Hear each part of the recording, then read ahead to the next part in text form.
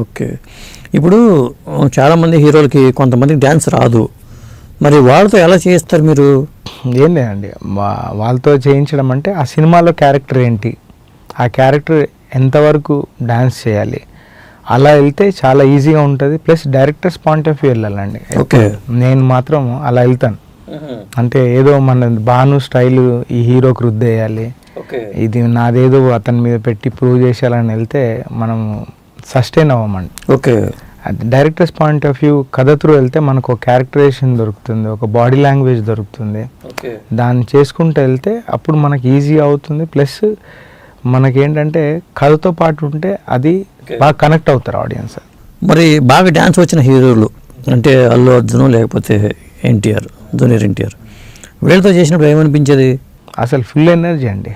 అన్డౌటెడ్గా వాళ్ళకి చేస్తుంటే అందరు ఆడియన్స్ ఎక్స్పెక్టేషన్స్ హై ఉంటాయి. వాళ్ళకి ఏదో సపరేట్ మూమెంట్స్ ఇవ్వాలి, ఎందుకంటే ఫ్యాన్ మూమెంట్ ఉంటుంది కదండి. వాడు పాట చూసేటప్పుడు విజిలేయాలనిపిస్తుంది, ఎగిరి గంతేయాలనిపిస్తుంది. అలాంటి మూమెంట్స్ మనం క్రియేట్ చేయగలిగితే గ్రేట్. వాళ్ళతో హై ఎనర్జీ అండి. ఓకే. వాళ్ళందరూ fully focused sir.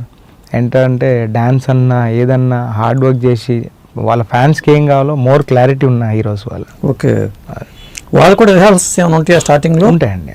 Just NTR గారు అయితే చేయలేదు, బన్నీ గారు బాగా స్టైల్ కోసం ఆయన బాగా రిహార్సల్ చేస్తారండి. స్టైల్ కోసం అంటే డాన్స్ చేయడం కాదు, ఒక్కొక్క సాంగ్కి వేరియేషన్ ఉండాలి. ఓకే.